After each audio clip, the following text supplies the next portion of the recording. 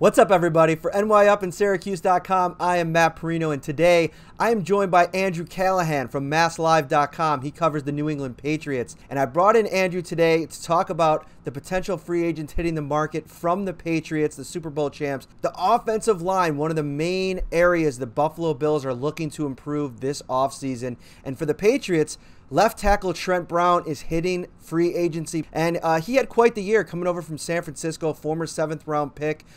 Really had some outstanding moments for the Patriots. Andrew, if you could, tell me a little bit about the season that Trent Brown had.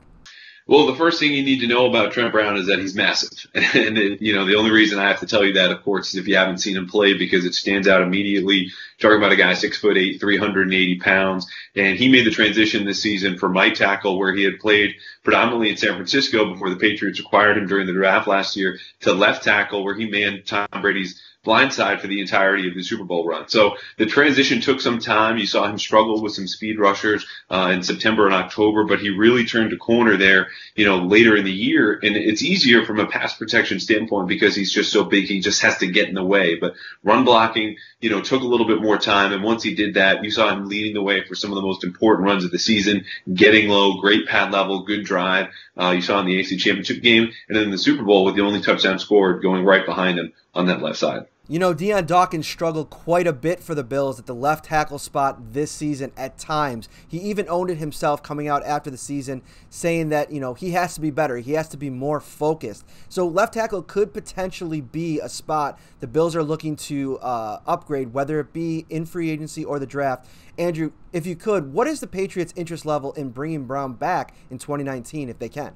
I think they would like to, but it's going to be one of these cases where they have a guy really blossom under them, and whether that's because he's a rookie deal that expires like Trey Flowers will on the defensive side, or someone they acquired, as in this case with Brown, and he just flourishes and gets a bigger deal elsewhere. Because not only just did Brown play so well, but he played well at a premium position at left tackle, where there's a real disparity between guys who play there versus the right side. So for them, I think they're going to set a price. If Brown needs to go higher, he'll go. His agent's Drew Rosenhaus, obviously a long-time successful agent, so he'll probably leave. But the Patriots have a good backup plan, because their first-round pick a year ago, Isaiah Wynn, was in a position battle with Brown until he tore his Achilles in week 2 of the preseason. So I think they're feeling good about Wynn. But of course, if Brown wanted to take a team-friendly deal, you're not going to turn a guy like him away.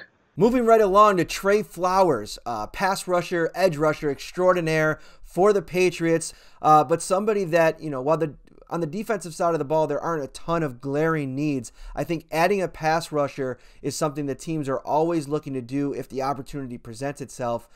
Trey Flowers had an unbelievable season this year. Andrew, tell me, how important was he to the Patriots' success? Talk a little bit about his season and where they're at and wanting to bring him back in 2019.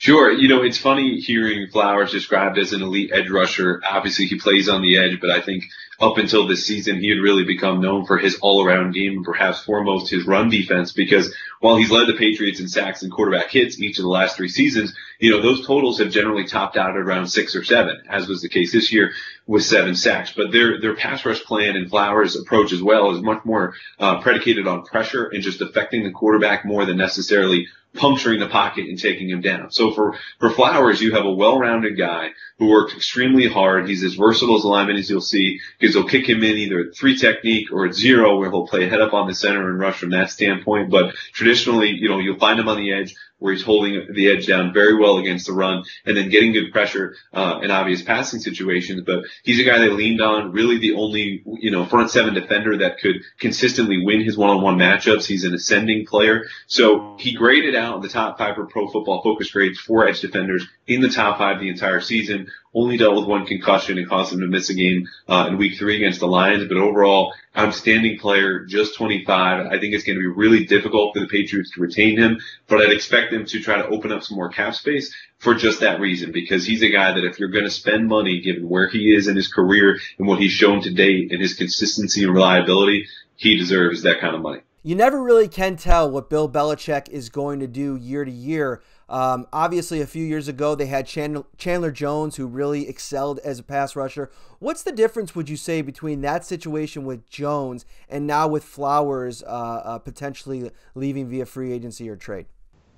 Yeah, I think it's all those things. And for Flowers, the direct comparison to Jones makes a lot of sense, an expensive edge guy, but he affects the run more consistently. And I would say even, probably more effectively than Jones ever did. So in that sense, he doesn't have the sack totals like we've seen Jones produce, for a year or two in New England, but now more so in Arizona. But he does so many other things that really help affect, whether it's redirecting a run back into help on the inside, or forcing a tackle for loss, or getting it himself. So he's a guy that truly kind of goes beyond the box score. And I think, part of that well-roundedness to his game, the versatility, speaks of all the things that Bill Belichick believes on defense. So whereas Jones might have been, I don't want to say pigeonholed into kind of like a strictly an edge pass rusher, Flowers just offers you so much more. And I think as a guy that you look at him and go, there's a reason that they like him so much in the building and value, because he just embodies so much of what Belichick wants to accomplish defensively.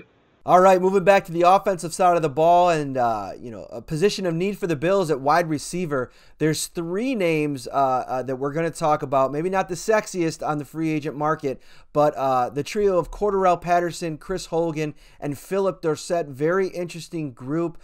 Philip Dorsett specifically, I want to start with him because I read something recently. Bill Belichick talked a lot about what he meant to the Patriots locker room, a leader, a guy that potentially seems like a fit with Brandon Beane and company. But if you could, tell me a little bit about, what he brings in the room and his season in 2018 overall. Yeah, very well-liked guy from, his position where they trade for Josh Gordon and his snaps just go basically from 60 to 0.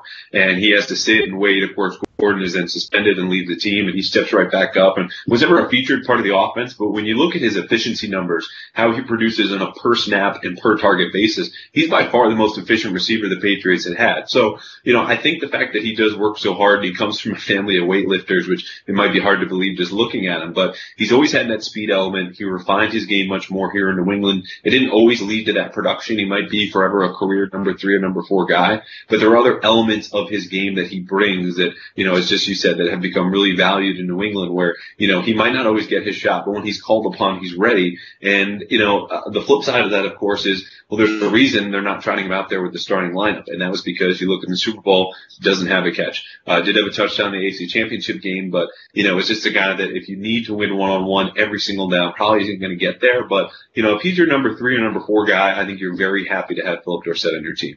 Next up is the versatile Cordarrelle Patterson. I want to talk a little bit about him because he seems like somebody that would fit in Brian Daboll's offense. The ability to, move him around in the formation, line him up at running back if you want to. He obviously excelled there at times this season, had some ability as a kick returner. Talk about the success that he had a little bit, and do you think that would translate elsewhere?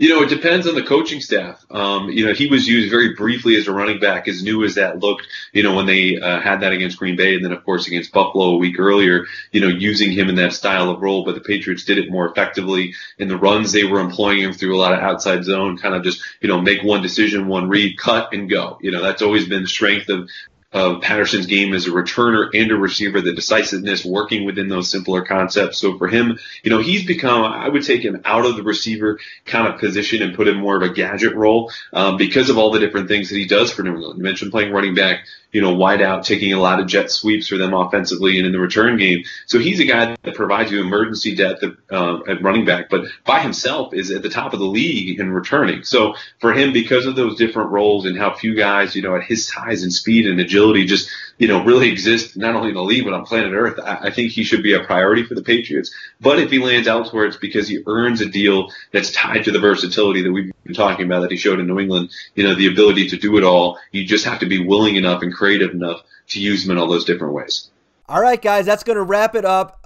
As always, head over to NYup and Syracuse.com for all your Buffalo Bills content. Thank you so much, Andrew Callahan. You can find all of his work over on MassLive.com, and make sure you give him a follow on Twitter. The Bills will play the New England Patriots twice next season, as always, and it's good to keep tabs on what's going on over there. Thank you so much for joining me, Andrew, and thank you so much, guys, for watching.